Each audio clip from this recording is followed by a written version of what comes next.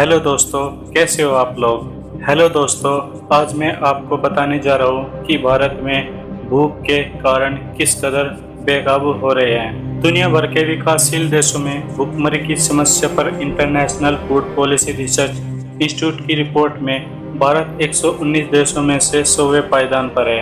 भारत, बांग्लादेश और नेपाल जैसे देशों से भी पीछे है। रिपोर्ट में कहा गया कि भारत में बाल कुपोषण से स्थिति और बिगड़ी है। दरअसल हंगर इंडेक्स दिखाता है कि लोगों को खाने की चीजें कैसी और कितनी मिलती है, फिर खाने की बर्बादी क्यों। एक ओर जहां भारत भूख की गंभीर समस्या से जूझ रहा है, वहीं दूसरी ओर देश में बड़े पैमाने पर खाने की बर्बादी की जाती है।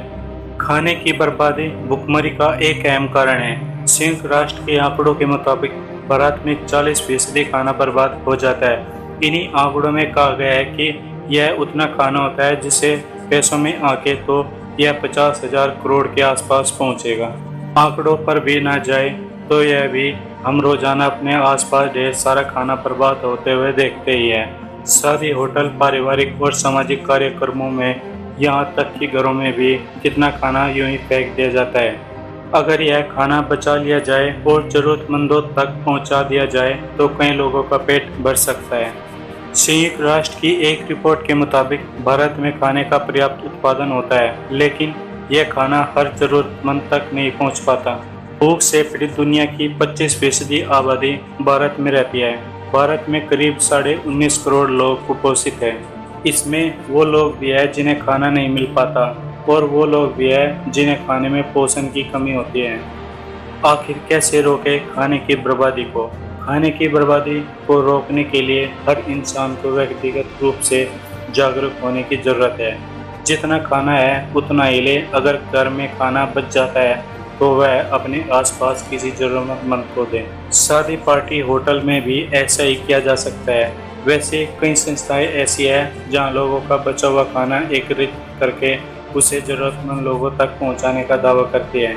ऐसी एक संस्था रॉबिन हुड आर्मी को शुरू करने वाले सचिन जैन बताते हैं कि दिल्ली की एक शादी में बचे खाने से कई बार 500 से 2,500 लोगों का पेट भर जाता है। सचिन जैन खाने की चीज़ें की बर्बादी की वजह से सप्लाई चेन का कमज़ोर होना बताते हैं, जो कहते हैं खेतों से अनाज निकलकर मंडी तक तो पहुंच जाता है, लेकिन भंडारण की सुविधाएं अच्छे नहीं होने और समय पर आगे सप्लाई नहीं किए जाने की वजह से मंडिया में यहीं सड़ जाता है। सप्लाई चेन में खामी के चलते कई बार खाने की चीज़ें के दाम बढ़ जाते हैं। रॉबिन हुड आर्मी का दावा है कि वे होटलों से एकत्रित किया गया हुआ खाना झुग्गी झोपड़ी में रहने वाले लोगों तक पहुंचाते हैं। वैसे सच्चाई यही है कि गैर सरकारी संस्थाओं के अलावा सरकार भी कई बार खाने की बर्बादी पर चिंता जता चुकी है। हालांकि आम लोगों की कोशिशें भी तस्वीर बदल सकती है। इसी साल अगस्त महीने में चेन्नई की एक महिला ईसा फातिमा जैस्मिन ने एक ऐसी कोशिश शुरू की है जिससे खाने की बर्बादी कम हो रही है और गरीबों का पेट भर रहा है। उन्होंने चेन्नई के बेसेंट नगर में एक कम्युनिटी फ्रिज लगवाया है।